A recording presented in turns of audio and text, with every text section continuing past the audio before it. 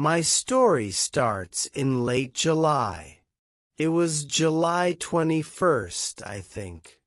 It was the first day of our holiday, a hot July day. I stood in the sun and looked at the sea. It was 11 o'clock in the morning. I was on the boat at Portsmouth with my mother and father and my sister, Louise. Seabirds played near our big boat and the small boats near us on the sea. I started to look at the people with us on our boat. They all watched the seabirds and talked and laughed. They were all happy on the first day of their holiday too. And suddenly there he was, this tall, quiet boy in a blue and white shirt. He was really good looking. I'll always remember the first time I saw him. He didn't see me then. He was with some friends. One of the boys was his brother, I think. They had the same blue eyes, the same mouth and nose, nearly the same hair. His brother and one of the boys with him tried to catch the seabirds, and he smiled at them. Then they came and stood near us, and they talked about the small boats on the sea. I watched him over Louise's head all the time. His brother and his friends made a lot of noise, but he was quiet and didn't talk a lot. Then suddenly he looked at me and his eyes stayed quietly on me. And he smiled his lovely smile with his shy blue eyes. The people near me on the boat, the sun, the sea, the birds, the noise of his friends, time, it all stopped. At that moment there was only him and me and him. Him and his smile for me. Only the two of us. Slowly, very slowly, the boat started to move away, across the water to Spain. It takes a day and a night on the boat from Portsmouth to Santander, in Spain. A day and a night together, on the same boat with him. It was a big new boat with cafes, shops, a cinema and a disco. In the evening Louise and I went to the disco together. We had a Coke and listened to the music and watched the dancers. But he wasn't there. Then suddenly a tall boy in a black and white shirt came in. It was him. He was with a friend. They stopped and looked slowly at all the people in the disco. It was dark in there and he stood and looked for a long time. Then he saw me and he smiled a big, friendly smile. I wanted to stand up and sing and dance. Dance with him. He came across the room and stopped near our table. And he asked me to dance. Suddenly he wasn't shy with me. We danced together for a long time after that. But then I looked up and there was a second tall boy in a blue and white shirt at the door of the disco, with the same eyes and the same mouth and nearly the same hair. But the boy near the door had that nice, quiet, shy face. Not a big, open, friendly smile. Suddenly I knew. This was his brother with me on the dance floor, not him. I was with the wrong brother. He stood for a moment near the door and watched me and his brother on the dance floor with sad eyes. I wanted to run to him, to take his sad face in my hands and say, "Sorry." He looked at me, then he went out quickly. I stopped dancing, walked back to my table and sat down. His brother started to dance with Louise. I didn't sleep that night. I thought about him all the time, and listened to the noises of the boat and the sea. In the morning, I went to the cafe at 8 o'clock and waited there with my sister for a long time. I wanted to say sorry to him. I had 4 cups of coffee, and I don't really like coffee. But he didn't come. Where was he? Where was he? At 11 o'clock we arrived in Santander. I wanted to stop the boat. I wanted to stop the holiday. I wanted to go back to England. I only wanted to see him again, to talk to him, to ask his name. But he wasn't there. I started Spanish at school in September and I like it. We've got a good teacher. Old Webb. Mr. Webb, not Old Webb. My mother always says to me. He isn't old, you know.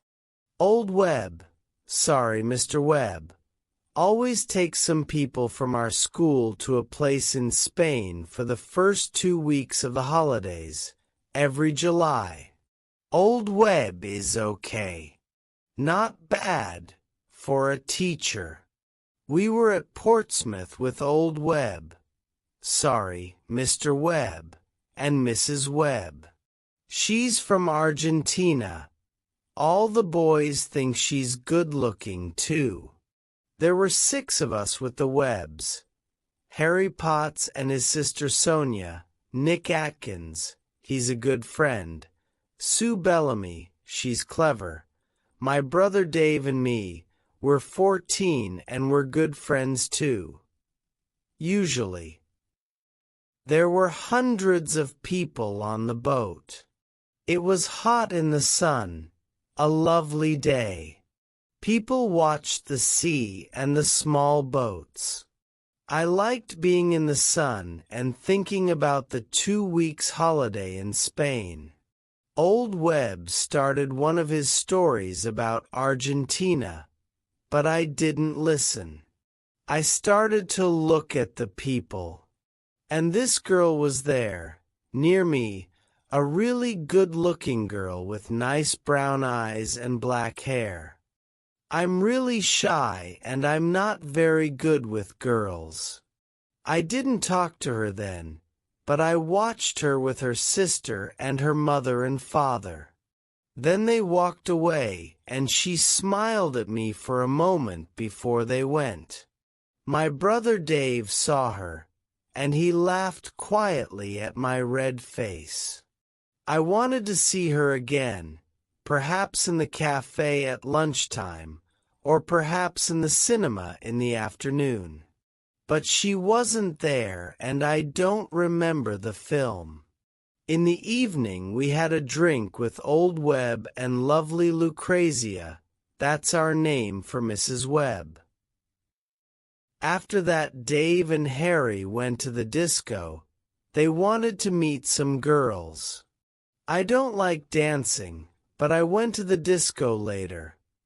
I wanted to see her again, the lovely girl with the dancing brown eyes and the nice smile. It was dark in the disco, and I stood near the door and watched the dancers.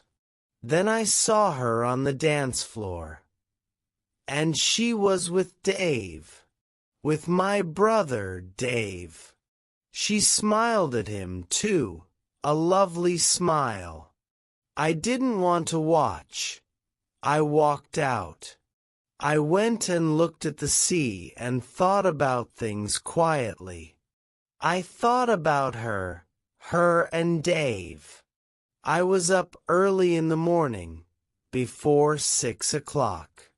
I went out again and watched the early morning sun and the sea. There was only one old man and the seabirds there with me. The old man smiled at me, but we didn't talk. I liked being quiet. I went in and had a coffee in the cafe, but I didn't want to eat. all the time I wanted to see her. I wanted her to walk into the cafe and come across to my table and sit down with me and tell me her name and talk to me. But she didn't come. I waited and waited, but she didn't come. At 8 o'clock I went to find Nick and Dave. Dave was very quiet all day, and he was really nice to me. And I didn't see her again before we arrived in Santander at 11. She wasn't there. Cumulus is a small town 50 kilometers from Santander, near the sea. In the town there are quiet streets of old buildings, and there is a small square. There are small shops and cafes with tables and chairs in the square, under the trees. A lot of people from Madrid come to Cumulus for their holidays, and a lot of people from England stay in the town too. In the evenings in June and July and August, people like to walk in the streets of Cumulus. They stop in the square and stand and talk together. Their children play together.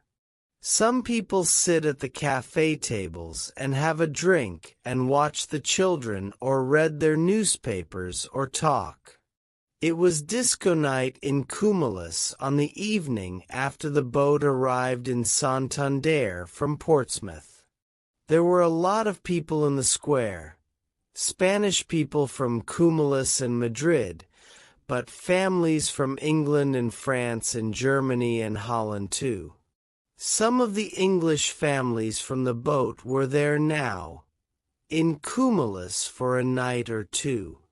Donna was there with her family, at a table under some trees. Her eyes were on the dancers. But she didn't see them. The music was in her ears.